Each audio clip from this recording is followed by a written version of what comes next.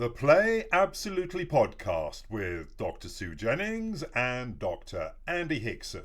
Hello and welcome again, Sue. Good to see you. How you doing?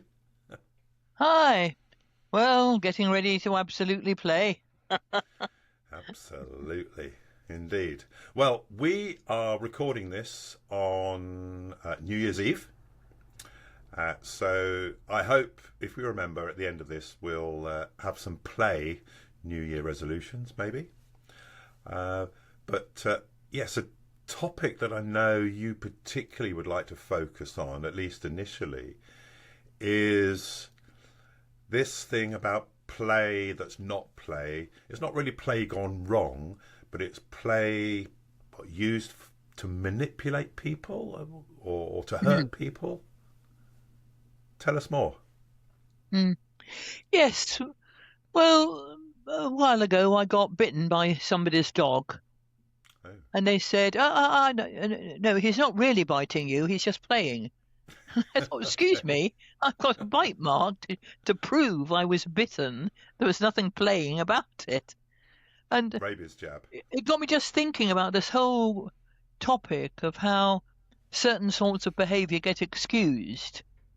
And even prominent figures in Parliament or in the media, they were saying, no, I didn't say that for real. I didn't mean that. I was just mucking about, or I was just saying something spontaneous. And I think we've got to be really careful here, because play, which we take very seriously in our work, is in a way being misused to excuse inappropriate behaviour. Right. And something I feel very strongly about. It's not acceptable for a school child to thump another child and say, no, miss, I wasn't really hitting him, I was just playing. Banter. Because that's where it starts, in childhood.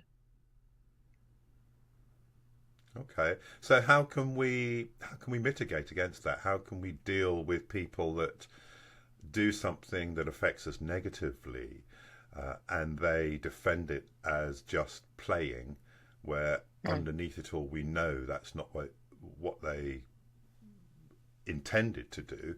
How can we deal with that without sounding frivolous? I think we quietly challenge it. Okay. We don't have to have a Quietly.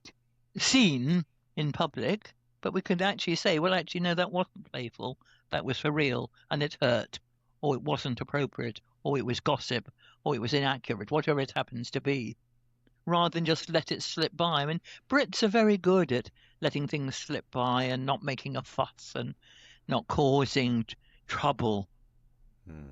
But I think sometimes people themselves as well realise they've said something inappropriate, but they've said it and they try to pull back by saying, no, sorry, I didn't mean that seriously, I was just playing. So we use it ourselves to cover up mistakes or inappropriate actions to other people. Well, in that sense, could it not be regarded as in a way, a kind of apology without sort of losing face that you're actually saying sorry to somebody? True. I think that's a very good point to make, because in so many cultures, loss of face is deeply troubling, and you try to cover it up at all costs, don't you? So to excuse something as even a playful mistake. Yes. And of course it could They'll sometimes use the word joking as well. It's another possibility. No, I was just joking. Take the notice. Well, it's something that's used an awful lot, whether it's something to cover up a mistake, if we're going to give them the benefit of the doubt, or whether they genuinely really were playing and just can't read or understand people or what's appropriate in certain situations. Or it could be something that we touched on in the last podcast. It could be a kind of power play where they are trying to manipulate you, and when you call them out or when you see what it is that they're doing, they cover it up by just saying that they were being playful and that You know, there must be something wrong with you if you can't take a joke, as you just said. Mm. Yes, and you can see it as well in some forms of bullying as well. When someone has been accused of bullying somebody else, no, I wasn't really. I was just mucking about. Yes, Of it's course, you used an know awful that lot.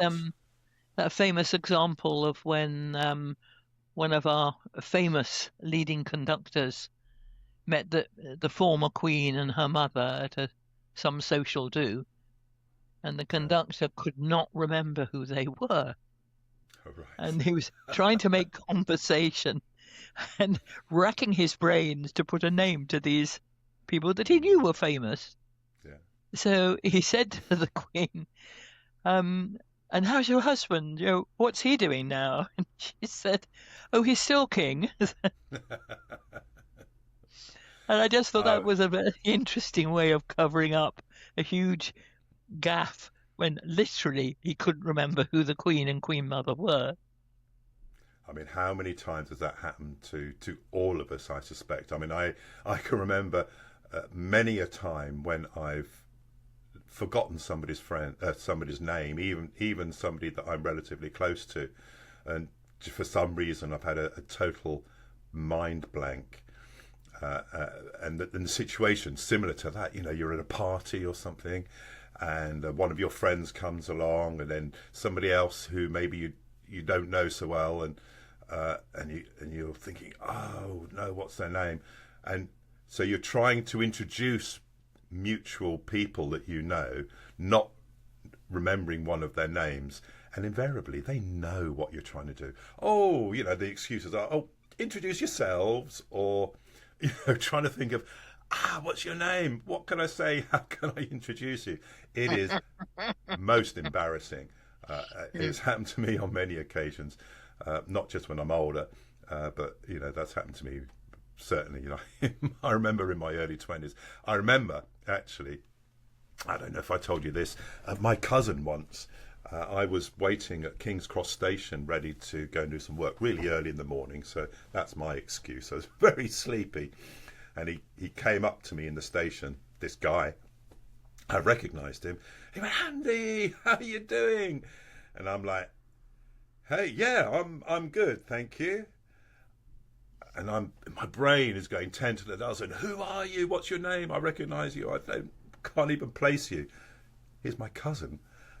And he called me out. He was like, "You don't remember who I am, do you?" And I'm like, yeah, I do. I'm just, it's really early.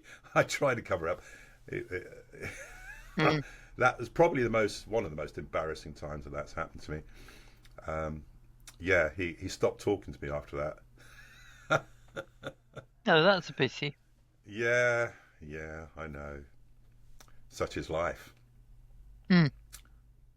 But So, we do use this type of playful response to try and cover up our own mistakes and memory lapses and so on.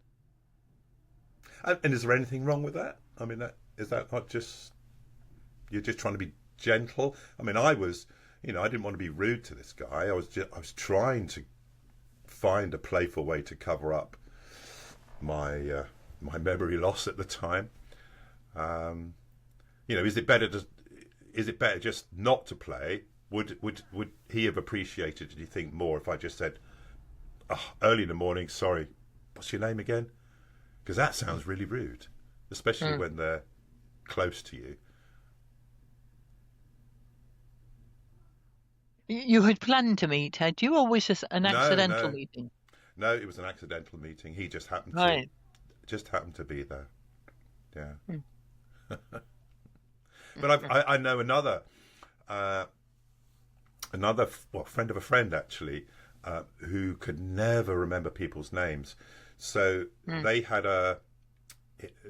him and his wife. They had a sort of a tacit agreement where she would always be close to him. Whenever they're walking somewhere, she'd always be just behind him in earshot. And whenever they saw somebody that he knew, she would whisper in his ear what their name was so that he would never find himself in that position. Worked well for them, but Well, that's a good strategy. Yes. Okay. So, I mean, Well, you mentioned the dog. just before we leave that topic, Oh, okay. Yeah. Yeah. it's also to do with how we remember, and some people remember things visually, Hmm. and some people remember things in words, and so on.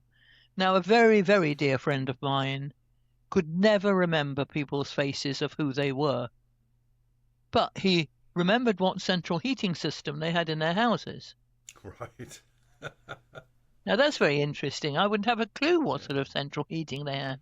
Hmm. So, whether it was the visual impact of the central heating or the mechanical knowledge or what, I never quite worked out. Okay. But the technical aspect of the person's life, he would remember very accurately and in detail. But the actual name to go with it, he wouldn't. I find that Okay. quite interesting. That is very interesting. Right. I'd like to go a bit sciencey, if that's all right with you, and just get back to some of the, I don't know, the core aspects of play, and really strip it down back to basics. Right. Your speciality, neurodramatic play. Mm-hmm. So I've got a question for you. My first question, I think it's all about the basics. Does play always have to be contained, or is the definition of play the fact that it's contained? That, that we have a container for play.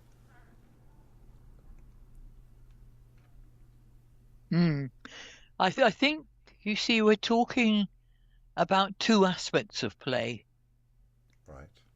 because there's one aspect of play that needs to be contained, because that's how a child feels safe, Mm-hmm. which is why we emphasize the rhythm of the heartbeat, for example, Right. and how the rhythm of the heartbeat, both of the child and of the mother, indicate and signal safety. Hmm. And that develops into clapping songs, repetitive games, chants, different types of music. Right. So, yeah, that is a bordered, contained, predictable playfulness. But then you've got, as we always smile when we say it, I don't know why, when we have the messy play, Mm-hmm. which pushes the borders, it goes beyond, because when children are doing messy play, they're being curious and adventurous. But even saying that, the play therapist or the play teacher will put some borders there. Because for a child to be in a limitless environment is actually quite scary, where everything Hmm. is allowed. And I'll Yeah. compare it with a child, for example, that's having the meltdown. A child who has a meltdown has totally lost it. Right. And it needs an adult to put some borders there to help them gain their equilibrium again. So to have no borders for a child is very frightening. So we need to put certain limits. But with messy play, they can be more flexible than, say, with rhythmic play. Okay. So just to clarify for me, are you suggesting that play can occur outside a contained space without being framed in some way, outside of a container?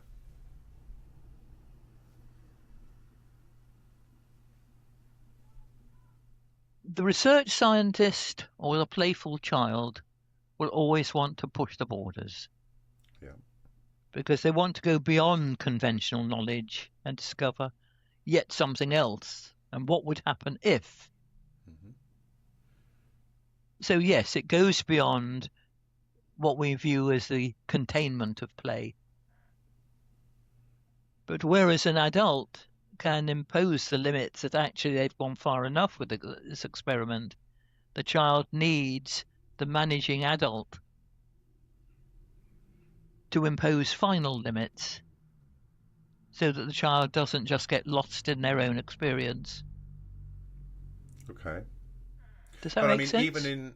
even in research, as what you suggested, the scientist is doing some experiment that's still bounded within the frames of reference for the experiment. So is it not possible to suggest that all play, and indeed we could define play as always being contained within certain limits, within a container, within a frame, within a boundary? Within safety, within an ethical framework, within a moral framework, and within a relevant framework. I mean, we can think of various labels for the container. But even free play is contained, is that right? Yes. Yeah. Ultimately, free play is still contained. Okay. And therefore, following on from that, could we say that if an activity is without limits, without a boundary, without a frame, without a container, does that then become reality, real life, and outside of play? Wow. That is a very big question. I Play think I Absolutely need notice podcast. of it to think about. It'd be interesting to find out what other people say about that. Okay. All right. Because we haven't So really looked at other people's definitions of play, have we? no, and of course there's traditions of play across cultures, and they may define play differently.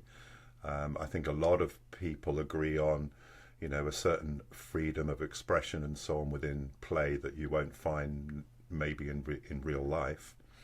But okay, so I've challenged you with an idea here, and do you want to give some thoughts on it now, or would you like to bring it up after you've had a week? Well, to think funny about enough, it? I was thinking about the Temiars again, because they would also use the word play when they were talking about a seance, a trance session that they did for fun, For fun, yeah, or rather children than one might they do. did seriously. Hmm. So I think the contrast that they drew was very interesting here. They definitely had a built-in consciousness about going into trance and dancing for fun.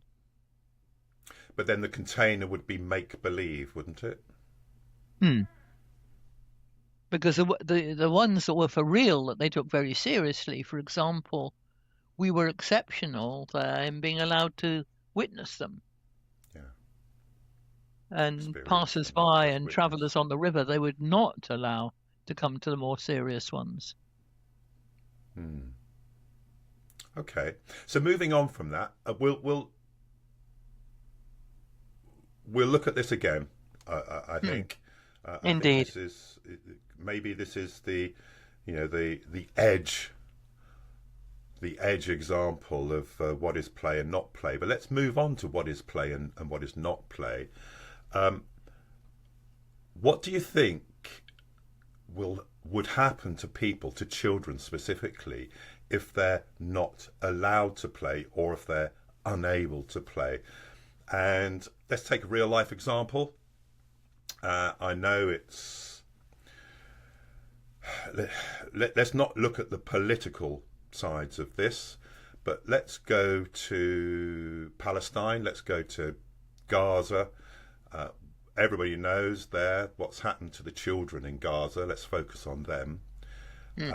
Many would suggest that they are having to deal with everyday life survival, and the possibilities for play have in some way been taken away from them. How is that going to affect them growing up? And do you still think amidst the difficulties that they face that play is still possible? Well, we've certainly seen glimpses of children using their imagination literally as a coping skill. Of actually finding something that could make do with something else. When they're searching through the rubble for something to stir something or scoop something or hold something and so on. So the part of play that is the imagination, you see it operating in, I think, in the most desperate situations when people are in survival mode. But the time and the place and the resources for pure play just don't exist at the moment for them, as far as we know. Yes, I mean,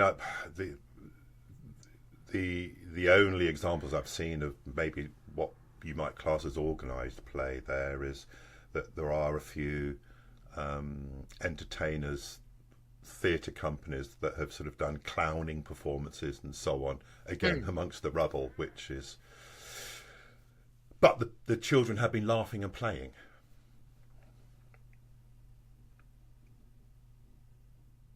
So it's a difficult topic. There's slightly, again, we've got a slightly difficult connection. I'm not sure how much you are hearing me here. So play, not play, play aliveness, not play regulation. Is that something we can say? So, sorry, say that again, please. So play being sort of aliveness and not play being regulation.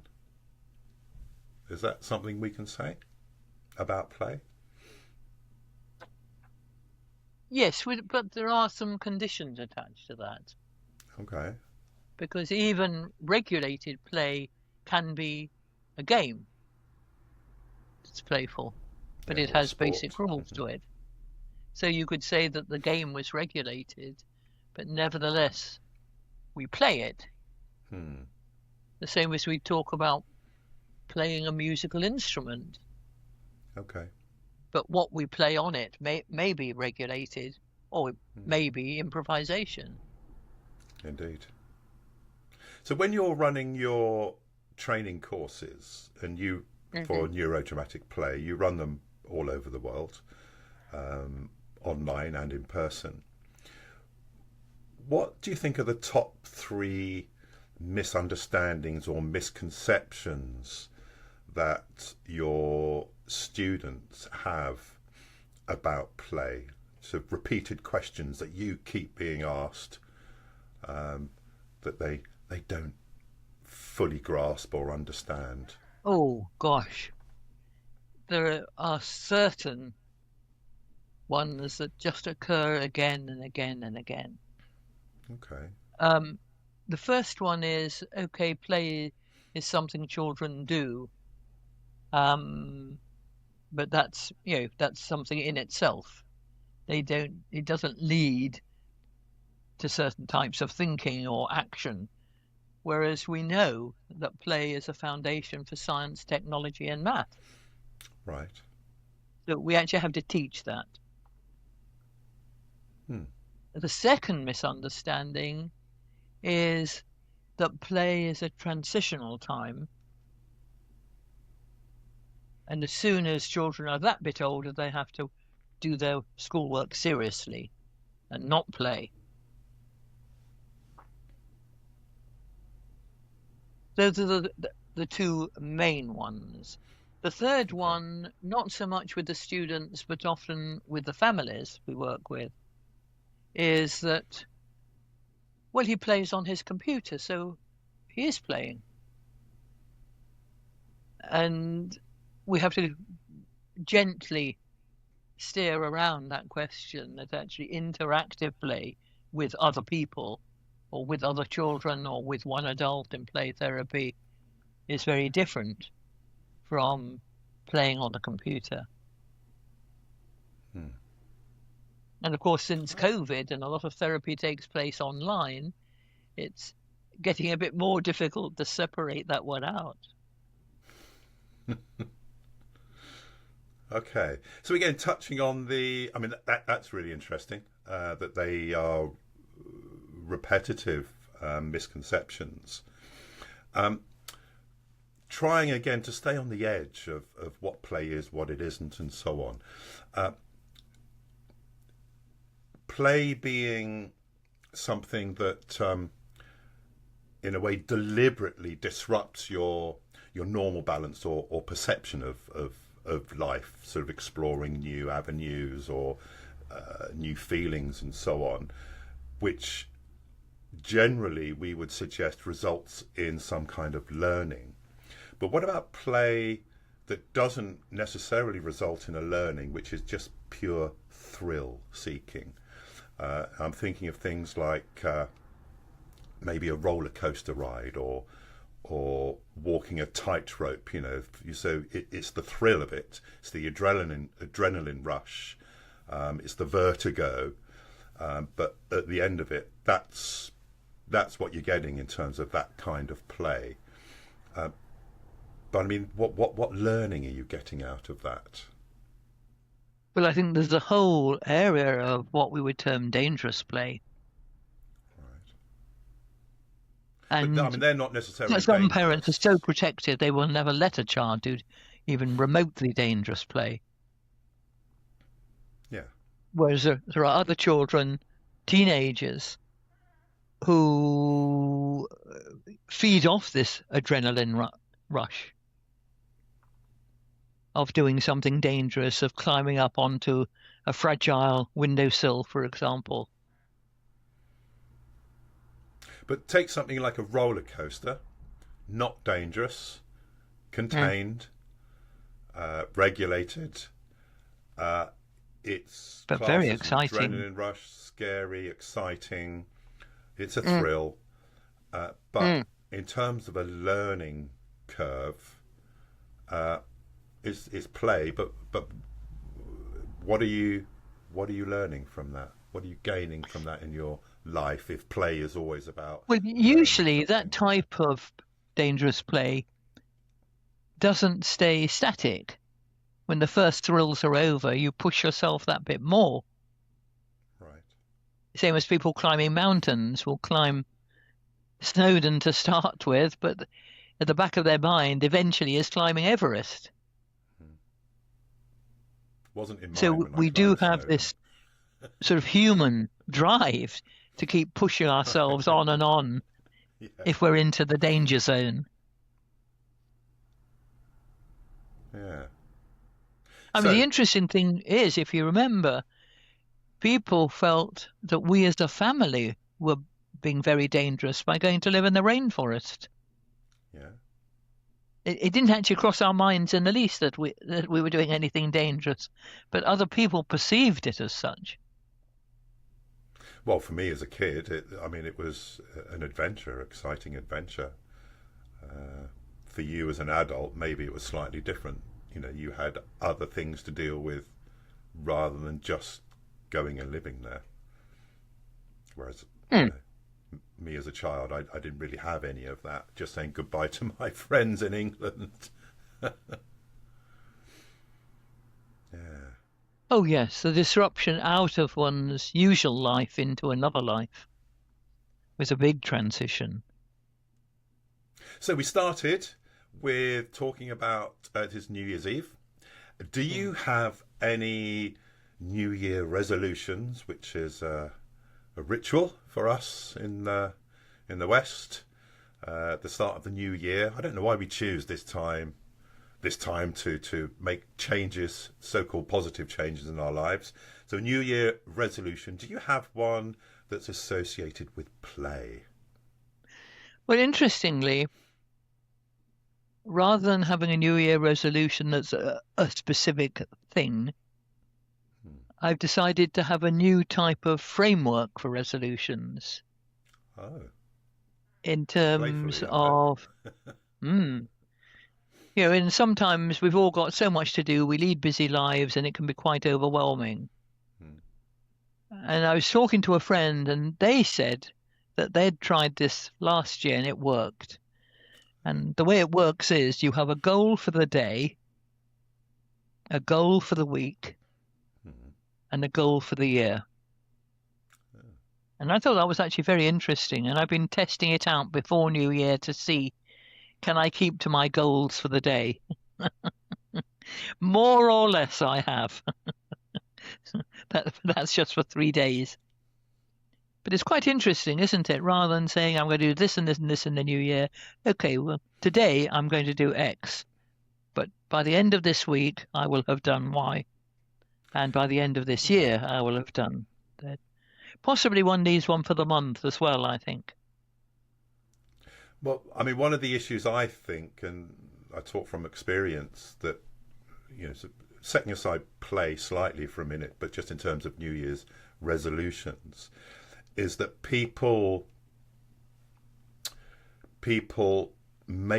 often make their New Year's resolutions too big, so it's very difficult to keep them and very easy to give them up.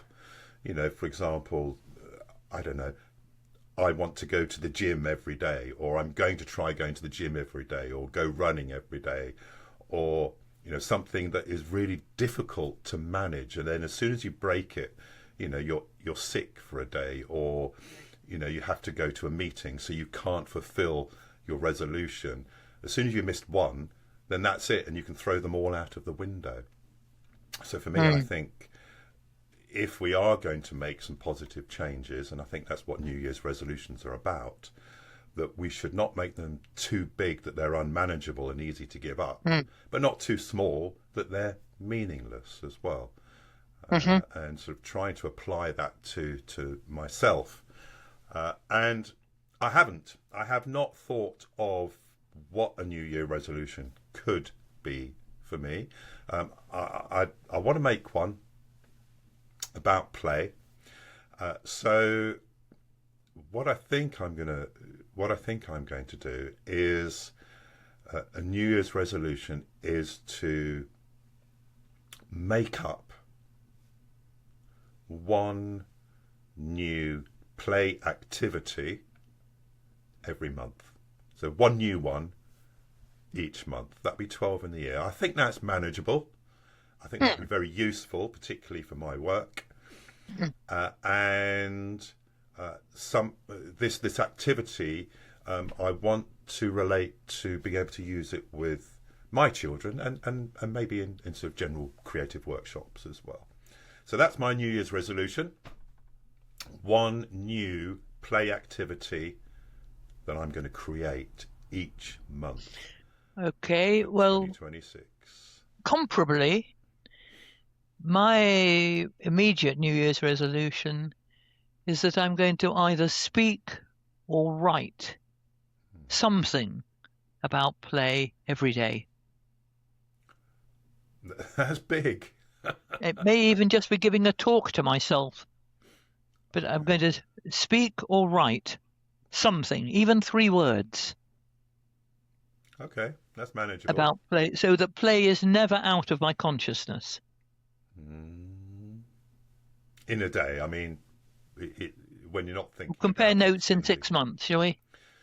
Well, let's do that. I mean, certainly, it's our intention to, we're successful so far. We've managed to keep up our podcast and get them out on time. If we are able to, this time next year, if I've been successful with my one a month, I may have done more. One a month, I will let you all know what the 12 are this time next year. Because I should have 12, at least, as a minimum. I'm sure I'll have more. But, yeah, I mean, that's one thing that I love doing. It's fun and it's playful, is coming up with new ideas, new types of activities, creative activities. So it's something I do anyway, but specifically to play, yeah, I'm excited about that. So come January, get going on the play. New ideas. Yeah. Okay, so one of the things we try to offer our viewers is a way to use some aspect of play to help in their lives, whether it's a mental health challenge, whether it's a physical challenge, where it's just a life challenge.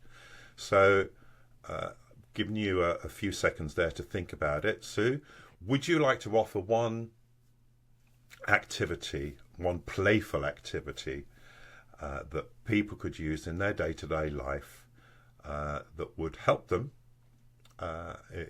positively in some aspect of their day-to-day life?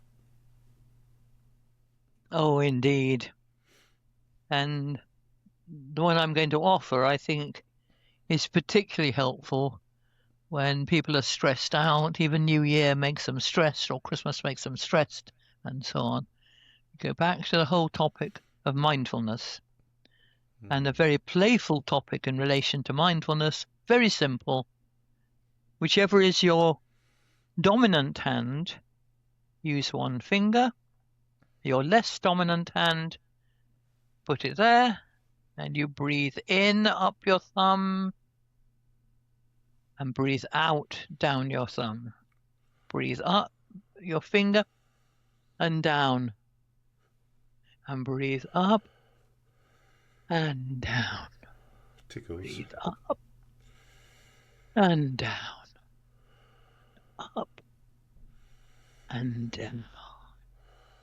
So you breathe in and out up each finger, and usually by the end of one hand you've calmed. If not, do it once more, and two hands, and people feel much, much calmer.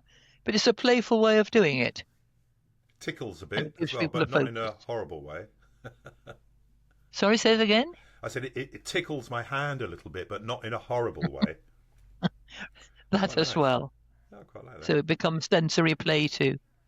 Yeah. What could you? Is it appropriate that you could do that on somebody else's hand, or is that something that you should just do for yourself? You could do it with your own young child. Yes. Yeah. I'm not too sure you would do it with somebody else's child.